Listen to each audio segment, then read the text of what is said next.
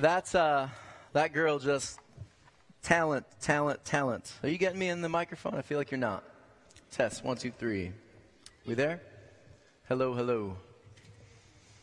How you doing? Hello, test 1 2 3. Hey, just by touching it, it changed. You're a magician. Welcome to OC Grace. This is our first service of the day. I just have to say, whenever Kevin gets up on that, Kevin, where'd he go? Kevin, I used to lead White Cracker music, and it's so good, But when you do your thing up here, that is a God thing. That's divine. You can't, whether you like that style or not, you can't help but smile. That is joy. That is good. I loved it. Thank you for your gift. We are going through this new series, A Disruptive Church, because we understand that the gospel of Jesus, the message that he shares, if you put that into practice, it disrupts everything. Your politics, your economics, your religious understanding, everything changes. If you truly are a Christ follower and you take his word seriously, things change. I have a guest coming, and they're not here yet. And so they should be here any second. They told me they would be on time. You California drivers, and I guess I'm one of them now, if there's like just a little bit of rain on the road, we freak out, don't we? I'm like, oh, I can't control it. You're like, well, stop going, 1,000,000 miles an hour on the highway. Anyways, my friend, our guest, should be here momentarily. While we wait, let me just say a couple things. I had a moment this past week, and I'm someone that is in their head a lot. I'm always in my head. And so I like to work with my hands in order to get out of my head. And so I made the ridiculous idea that, hey, I want to be a part of making the backdrop and all of that. What a dumb idea. Because it was exhausting. I have so much respect for everyone that does this. But as we were working, quite a few of us, we kept going to coffee shops and things, and we thought, we have this vision of making church look less gimmicky. We want church not to look like, someone took a bunch of ideas from a soapbox or a cereal box and just put it up and everything looks perfect. We want it to feel like community, like when you walk into a coffee shop and you have conversation. We want it to look that way. And so the style right now is to bring the ceiling lower. And what that does is it makes you remember that living rooms are places you can talk and exchange ideas and pray together. And those were things we discussed. And so I had this idea in my mind. I thought, I want to make these like hangy light things. And I'll do this and this. And I had this vision, and I started sharing it with people. And my friends they're silly enough to listen. And so this week, Tyler, what day was it? Wherever you are, Tyler. What day was it that I managed to talk you guys into coming here and setting this up? Wednesday? Yeah, all week, basically. But there was one day during the week where we're trying to set this thing up, and Tyler is on the scaffolding, and it's, 100 feet up in the air. Or it feels like that when you're up there. And Tyler's just shaking it, trying to mess with us. Christina is climbing the ladder, and she's singing, Jesus, take the wheel, she's terrified. And it's just this interesting moment where we're all coming together. We're trying to make this vision come true. We're trying to make this thing happen. And halfway through, it didn't have the light bulbs, and the lights were all on. And I thought, man, that's ugly. It's ugly. I don't think this is going to work. This is not going to happen. And a couple people said, no, let's follow it all the way through. Let's just try to make this happen. Let's follow it all the way through. I said, okay. So we kept going, and we finished, and the full lights are still on, and we haven't turned these on yet, and we all kind of go to the back of the room, and Tyler's like, okay, I'm going to turn on the lights now. And he flicks the lights on, and this is what we saw, and we thought, oh, there it is. And we all just kind of breathed like, oh, it's not a train wreck. It's not terrible. But the beauty of this moment for me was it's not perfect. And there are like angles that don't quite mix. And some of you that have serious issues with things not looking right angle and all that, right now you're just dying. You're like, that just needs to go to the left a little bit. It's just driving you nuts. But that's what church is. That's what community is. It's not perfect. The angles aren't perfectly right. It's not always going to look great. Sometimes it's messy. Sometimes it's disruptive. And that's what we're going for here. We understand the journey is disruptive. There's change, there's growth, there's movement. And it doesn't always go perfect. But it's so good. And so we understood in that moment that yes, it's not perfect. But this thing we have is so good. And so we have these values as a service. And looks like he's getting close. We have these values. Again, disruption. Don't you love this? Fits perfectly. We have these values. Growth. We said we value growth. We value a community where we come together and we ask really difficult questions. And when we say to one another, I don't know. It's not a deal breaker. It's not the end of the world. We say, maybe we delve deeper into the mystery. We as a group, we're beginning to understand that anyone that says, I've got all the answers, this and this is going to happen, this and this and this, that person hasn't really thought it through. They're not asking the difficult questions. And so we're learning growth only happens when you're willing to jump into the mystery. Ask the difficult questions. Say, okay, it may not make sense to me right now, but I'm in the journey. I'm going for it. We're going to ask the questions. It's going to get uncomfortable. And then we understand that this only happens in community. If you are struggling through questions and disruptions, all this, if you do this in community, if you choose not to be the Lone Ranger, you have a group of people who are surrounding you, that love you, that will take care of you, and they'll help you through the process. In fact, some people have been there before. It happens in community. And lastly, we understand it's got to be authentic. I had someone ask me, hey, do you guys want a fog machine? I was like, yeah, I don't think so. Why not? All the churches are doing it. It's like, yeah, but we don't. Because that's a gimmick, and we don't need more gimmicks in churches, do we? We need more authentic conversations. We need people to be willing to say, my life's fallen apart this week, and I need some help. We need to be willing to help one another, discuss things, go deeper in authentic ways. We don't need more fog machines, do we? So we want to do all of this authentically.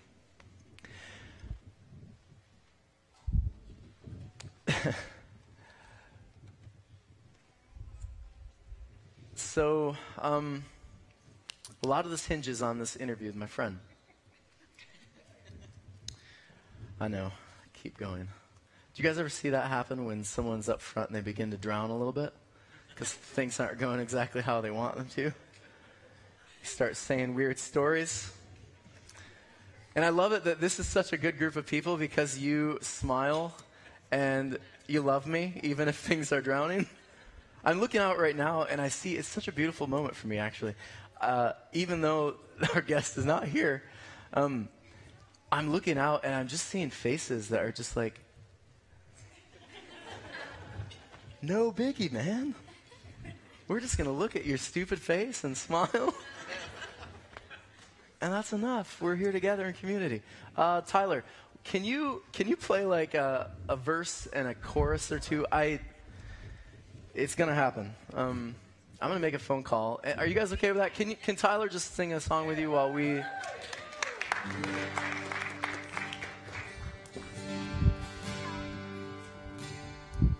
The splendor of the King, clothed in majesty, and all the earth rejoices, all the earth rejoices. He wraps himself in light. Darkness rise, trembles at his voice, trembles at his voice. How great is our God? Sing with me, how great is our God, and all the sing how great is our God.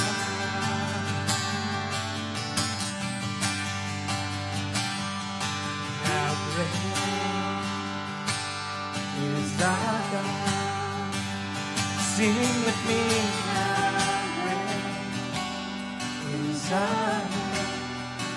And all will sing,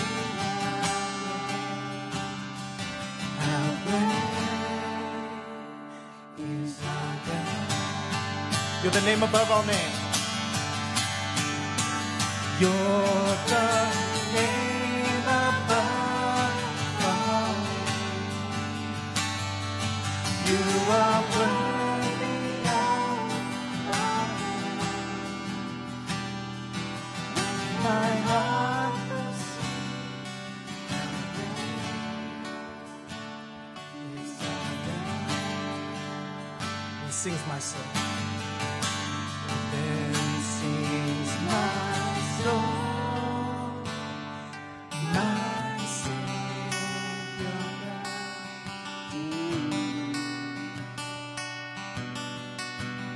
How great thou art.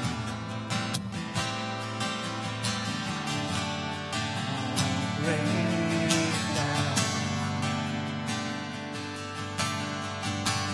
Then sings my soul, my Savior God, to thee. How great thou art. How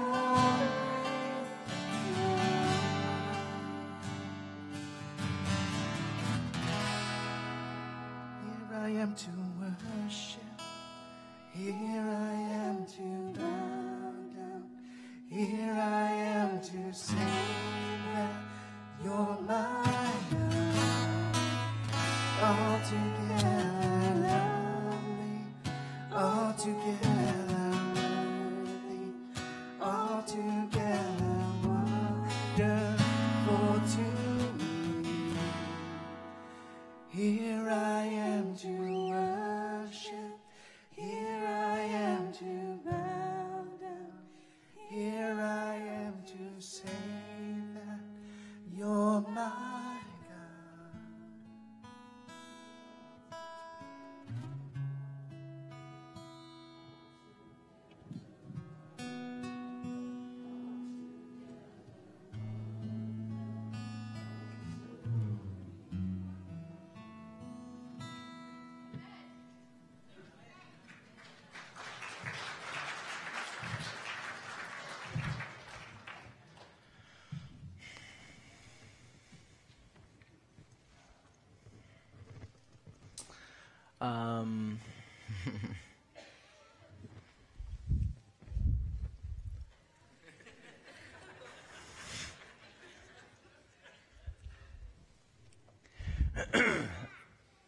So,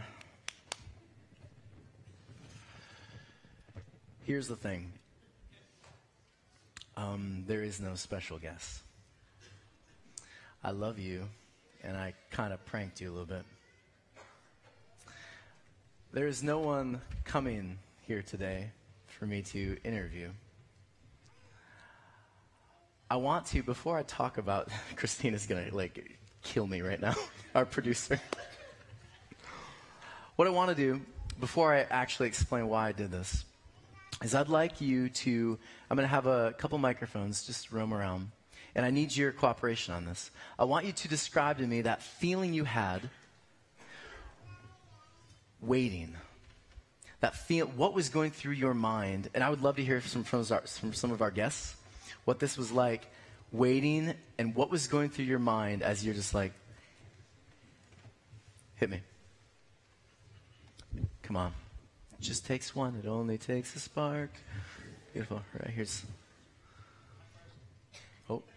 I felt anxiety, like not knowing what was going to happen, and part anxiety for maybe something may have gone wrong, right, in potential car accident or all kinds of things. Okay, good. Yeah. So how many of you had that same emotion of, I am so anxious right now? Anybody? Okay, good. A couple of you. All right.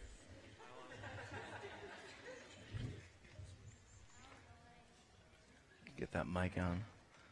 Let's try again.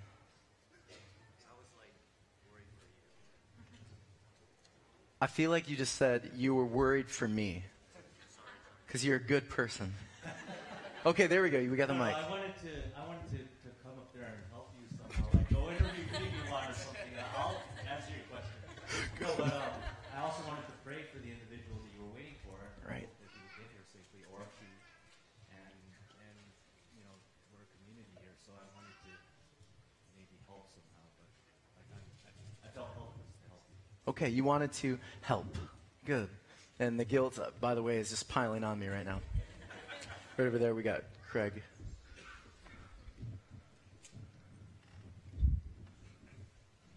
I thought it was funny. Just watching you sweat up there, I thought it was awesome. And just wondering, and I knew you were going to pull it out no matter what you had to do. And sometimes that's life. You can't predict life. So you just got to be present to the moment, and I want to see how you're going to handle that. Beautiful. Good. So good. I was praying for you. Nice. Because I had a feeling that this person was not going to show up. And one more thing, Tony. There's a whole lot of us that pray for you. Oh, that's so beautiful. That's beautiful. I hope potluck is better. Well, at least there's food. Good. Yep. Yes, whenever there's a break like that and someone just spontaneously gets up and just sings, that fills me, just music, and I wanted to just keep singing, and then when you got up and this guy still wasn't there, I thought, well, let's just keep singing. Can't we just sing? Yeah, This Tony, is get really off the good. stage. Let's Then- do the real worship. and then when Tyler got up there, and then Chloe joined him. Yeah, that was not scripted. Oh They didn't know. Oh my goodness, Yeah. that is just beautiful. Yes. I go up there and join him, Chloe. Good. Yes. You're welcome. Yes. Thanks, Mom. I love it. All right, we got one more. Oh, we got two. Okay, good. Yes. So I felt the anxiety at first, but then when you got off the stage, there was this different presence of peace that literally just washed over the whole audience. And then obviously when the music started, there was just this massive community that took place, and then that peace just stayed. Isn't it powerful? Like and again, Tyler, I'm not meaning to lift you up and everything, but I'm gonna a little bit. There are people who, when their presence is up front, they just seem to give a calm. They almost seem to bring with them peace wherever they go. And I noticed that here I am trying to freak you out, pretending I was on the phone, and here Tyler is doing his job too well. Right? Like, thanks a lot. Good. Sorry. Last one. Yeah. I felt that we had to be strong for you, and by singing, that would kind of help you. Can I just say, as a speaker, that is such a beautiful feeling to look out, and if you are drowning, to still see people smiling and saying, you can do it. What you're saying makes no sense, but we're still with you. So beautiful. That's community, and that's actually really authentic. Beautiful. None of you knew, not even my team, which I will apologize to them later. But here's the deal. What happens when you are called to live life abundantly? You are called to live the kingdom now, present now, but your whole understanding of the world and religion rests upon a future date. What happens when you have this tendency sometimes to live your life in the waiting room? When your whole religion and your whole system of belief revolves around someday, what does it do to your present way of living? Because there could be potentially the problem of sitting too long, picking up the magazine awkwardly, sitting there anxiously waiting.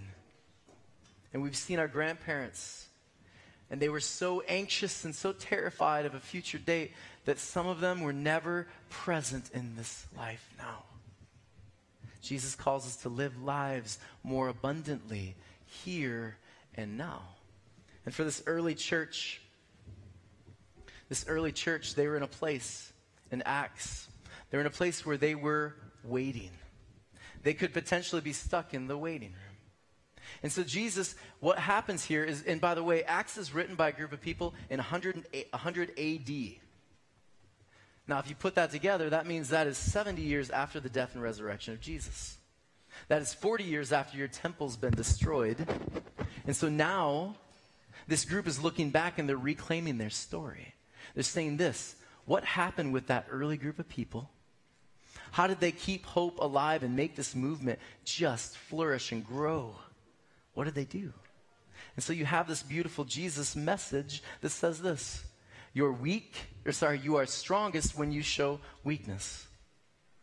Flips the economic system upside down. Don't hoard your wealth, share it. Flips everything upside down. Politics, we seek to restore, repair, rather than divide and conquer. All of these kind of messages is what's going on, and that Jesus sends this early church, and they're supposed to take it and do something with it. This early church, they faced a lot of persecution. It wasn't easy for them.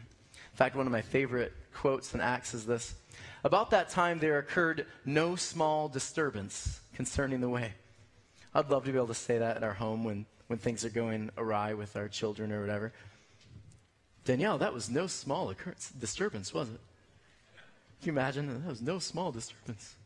But that's what's going on. In Ephesus, things are heating up and they're getting crazy because that message is so disturbing, so earth-shaking, that it's causing people to say, whoa, whoa, whoa. This flips everything upside down. It changes the way we live. And so, for the early church, these 11 disciples, what happens here is Jesus dies, and then we have the resurrection, and they are left with this messy, chaotic message. What do you do? And so the disciples can either do this. They can sit and wait. They can predict, come up with future predictions and take out their graphs and all these things. They can wait and sit on it. Or they can do what Jesus called them to do. Take the message to the world. Live this thing right here, right now, more abundantly. You will do greater things in my name, Jesus says. They have the choice. And so what they do is they've been sharing it. And we're told that the disciples, they come together. And I used to think this: oh, they just came together in the upper room, and they're freaking out. They don't know what to do. That's why they came. They're like, oh, what do we do? Kind of like some of my team was doing while this was going on. What do we do? What do we do? Someone get another song. Do this. That's not actually what's happening. Because we're told they go to the upper room during what is called Pentecost. Pentecost is a celebration that the Jewish people kept. And here's what it is. It's called actually the Feast of Weeks. And so Pentecost, what you did during Pentecost is you celebrated the harvest that has come in. So these people, these men come together, and they are celebrating the harvest that has come in. Think about this for a moment. What did Jesus do for his whole life? Healed, restored. He spread the gospel message. And what was it doing? It was growing, rapidly growing. And what were the disciples called to do, according to those people in 100 AD that are writing this? They are called to harvest. They are called to go out and say, did you hear that news? This is what it looks like when it's lived out. Will you join us now? And they would bring that harvest to the temple, which essentially means they would take that beautiful message and those people that were so touched by it. They would lead them there, and they would be in awe, and the light bulbs would come on, and they would say, oh, this is the God who calls us to live abundantly. And so the early church, they had a choice. They could sit, they could wait anxiously. And I can tell you, some of you, Adventists, we have such a beautiful message, don't we? Really good stuff within our theology. But there is the dark tendency to sit back and wait. To sit anxiously, oh, when is this happening? When is this happening? To get so anxious and spread that whenever we have conversation with people. But that is not the gospel message, folks. That's fear. Some of those individuals predicting and fear-mongering, that's not the message. The message of Jesus was, how do you live more abundantly? How do you live a life of hope and compassion and mercy? Amen. How do you live that right here, right now? They asked Jesus, when is your kingdom coming? He says, it's not for you to make these dates and these predictions. It's for you to live them. And so the early church, in this moment of anxiety, when they are anxiously waiting in the waiting room, and they're looking at the golf magazine, and they hate golf, and they're looking at the other patients wondering what they have. Wonder what's wrong with him. Wonder what's wrong with her. Rather than doing that with our time, what if we just stepped out of the waiting room and we started to use the passions and the gifts and the talents we have to bring in the harvest, to share with the world what life more abundantly looks like? What if that was what this church chose to do, rather than anxiously waiting, hunkering down, waiting for something to happen? It's the new year, and it's full of possibility. And we have been so many different places, haven't we? We continue growing and changing. We started, it's funny, Pastor Dan told me, we got a group of like 300 plus people. And I came here, and I was like, you mean 65? And I thought, oh. But what's beautiful about this is that as the vision kept growing, and as we begin to share life together, it went from 65 to 100 to 120 to 180 to 250 average. God is blessing. And the possibilities now for our community are endless. But the question is, will you continue to sit in the waiting room anxiously, or will you step out of the waiting room and partake in the harvest that is already taken place? What will you do? Here's some ideas you'll get from Acts as we continue moving. Number one, some of you have ideas in this room, and you have gifts that are spiritual things. And we desperately need you and your gift and your vision and your ideas. And the more you hold on to them and not share them, the less we'll grow.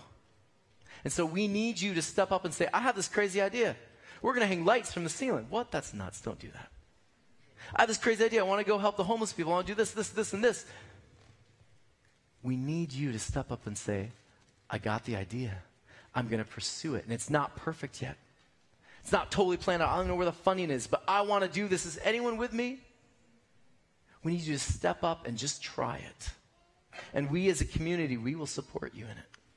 Because we understand the harvest is happening. The gospel message is spread. Jesus started something, and it's disrupting everything. And we're called to go out and share and partake and bring people to the Lord. The awareness of who God is. The other thing I want you to think about is this. My wife is going to laugh. You might even want to look at her because she's going to be laughing about this one. Be intentional with your space. Declutter your lives. Where is my wife? What that means is, on a spiritual level, some of you have the stuff that you're carrying around with you. And it's keeping you from being present and able to follow your passions and your dreams. And if you carry that with you into this new thing, it's going to destroy the new thing. And so here's what we do. We learn to declutter. We learn to create space. Some of you, your living room tables, your dining room tables, your desks are a mess. You're a pig. And you don't even eat them. What we need to do is declutter stuff. Declutter and create space so that the divine can happen. And when you create that space and you begin to walk in that passion that you have, miracles take place. We're told in the book of Acts that people will walk by and just their shadow touching created miracles. Because this is what happens when someone declutters. Every place they go, When they leave it behind, things grow and change and morph into something even more beautiful. Just a couple more. When you have this idea and you begin to share it, do it in community. The one thing I love about this service, well, many things, but one of the things I really love about this service is that it is filled with not just one demographic. It's filled with a bunch of them. We've got older people, younger people. We've got middle-aged people that don't know who they are. We've got all these different groups of people and all this advice that's out there and all this wisdom. And we can tap into that. Don't be a lone ranger. Don't do it yourself. Seek the advice of the community at large. And when you do this thing, you will see it flourish and grow like you never thought it would before. Powerful things will happen when you do that passion, that thing you've been called to do in community. And lastly, most importantly, when you have success, don't do the typical good Christian thing. Oh, it's no big deal. It was a big deal. Took me hours. You're looking at that stupid thing up there. You're like, oh, it looks nice. It took me hours to try to make it look vintage. And I still look at it. I'm like, meh. Hours. When someone celebrates you, celebrate it, embrace it, enjoy it. But then also understand this. You will have failures. Because when you try new things, you're going to fail. 3, 4, 5 times you might fail. My favorite podcaster, he says, every time he fails, he actually embraces and celebrates it because he's that much closer to success. And so every time you experience these failures and these moments, and this is what happened in the early church, they would fail. They'd have these moments, these very human moments where they're arguing, things would go wrong. They learn to embrace them and know that success is just around the corner. If we can begin to embrace this as a community, there's no telling what could possibly take place. The miracles that will come out of this room and the room downstairs and the other rooms, there's no telling what could happen when we have a community of people that say this: I am tired of anxiously waiting in the waiting room. I'm choosing not to live my life looking to a future date, but living that fulfillment right here, right now, of a life more abundantly, knowing that that is going to take place someday, but living in the present so fully that when people question whether this thing is real and authentic, honest, you can say, it is because I'm living it right now. I am living a life of restoration and repair right now. And I'm choosing not to simply wait for it, but to grab hold of what is in front of me right here, right now. You want to know why I think that this church and this community can do this? Because you just saw a guy come up here and fail miserably. And what you did in response to it was one of the most beautiful things I've ever seen. You smiled, you cheered me on, and you as a community came together and said, we're with you together. Can you imagine if we took that same energy, that same passion, and we started to use that to reach the people at your work, the people at your schools, your neighbors, your coworkers, your friends, your enemies? Can you imagine what would happen if this church said, we will no longer sit anxiously, we will stand up, we will rise, and we will be a force in this community that it's never experienced before? Are you ready, church? I hope you will enjoy this new series over the book of Acts.